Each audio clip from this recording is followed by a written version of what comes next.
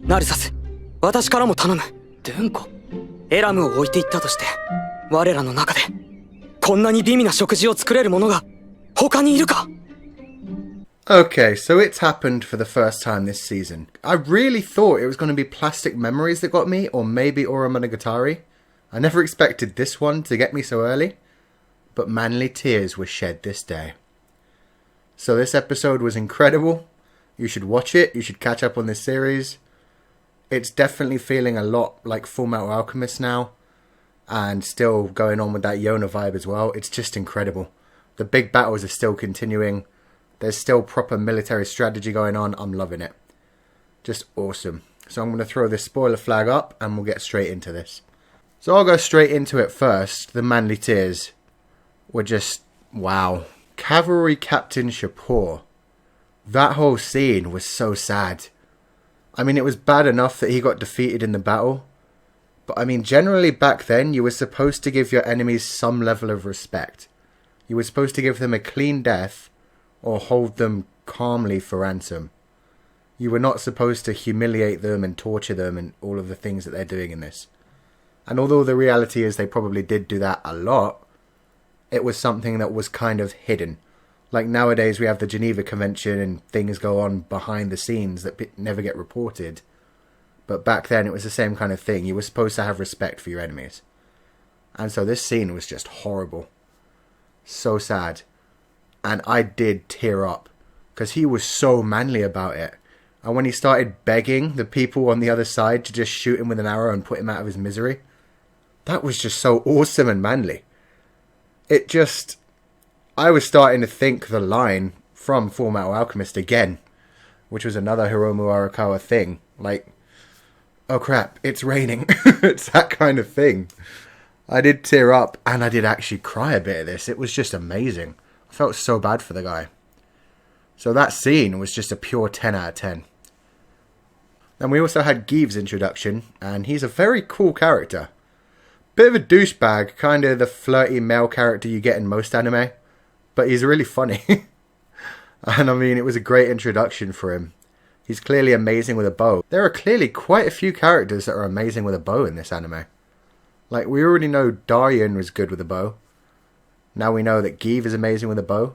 In the opening of the thing, we see that the chick is going to be amazing with a bow, and we're assuming Alarm's amazing with the bow since he carries one around him at all times. So, just a lot of archers in this anime, and I like it. As I've said, I love archers, and the fact that this anime has so many cool ones is just awesome. And most of them also have other skills, but the fact that they have the archers is cool. His song was very sweet as well. Except I didn't like the fact that they needed to add the flute over top of it. Like, if he was going to be playing that instrument, he should have just stuck to the oud. He shouldn't have had a flute going on in the background as well. It kind of diminishes it that they just played an OST song instead of just playing some oud music. But it was still a beautiful song and quite a nice scene. And I love how he tricked the woman. I know that's evil, but I mean, I understand what he's saying when he says, oh, I just find it funny how women bow down to the word prince so easily. It was like, dude, that's deep. It's kind of true. Deep. And I love how the queen handled him, giving him money instead of arresting him for murder, and then also taking away some of the money for his lies to the woman. That was very well handled of her. She managed to be kind to her people as well as to him, and it was great. And he looks like a cool character.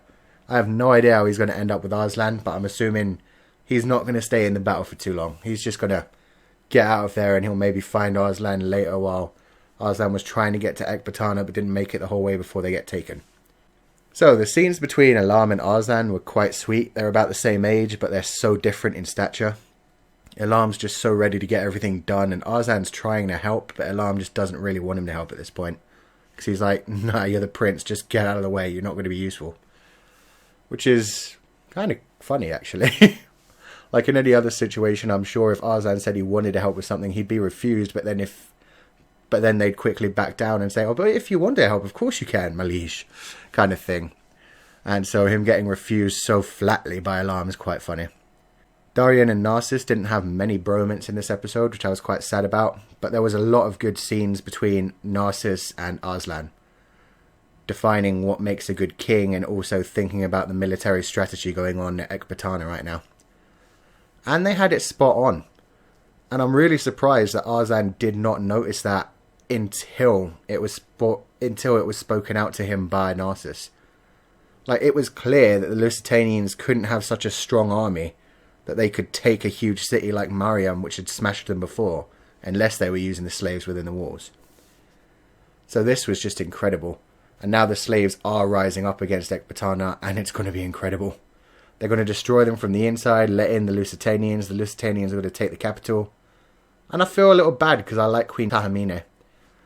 I really want her to get out of there, but I don't know. Maybe she's in on it. Probably not, since she's still being quite nice to the people from Ecbatana, but who knows. If nothing else, she's a very political woman. She may be able to talk her way out of it. So this whole episode was just incredible to me. I'm going to give it a 9 out of 10. Almost perfect. That scene with Shapur was a 10 out of 10. I cried like a bitch. The one thing I don't like is the Inquisitor looked a bit ridiculous, which is normal with Hiromu Arakawa, but it was just childish. I would have preferred if he looked more humanish, rather than like a caricature. Still, amazing episode. I'm still looking forward to what happens in the next one. I'm going to guess it's going to be called Ecbatana Burning Part 2, since this was Ecbatana Burning Part 1. And it looks like we're going to see more of Give, and also Arslan's going to decide to go to war. We see a short clip of him holding up a sword and seeing his reflection in it. So, going to be a great episode. And the end card at the end was quite cool as well. It was done again by another mangaka. This one's Shizumu Watanabe, who's done a couple of different manga, some very long running ones, about 40 to 60 chapters, which are still ongoing. And I liked this one. It looked very funny, showing Narcissus' terrible painting and Arslan and Darian's reactions to it. So thanks for listening, guys. Leave a comment to let me know what you thought about the episode. Did Shapur's death hurt you as much as it hurt me?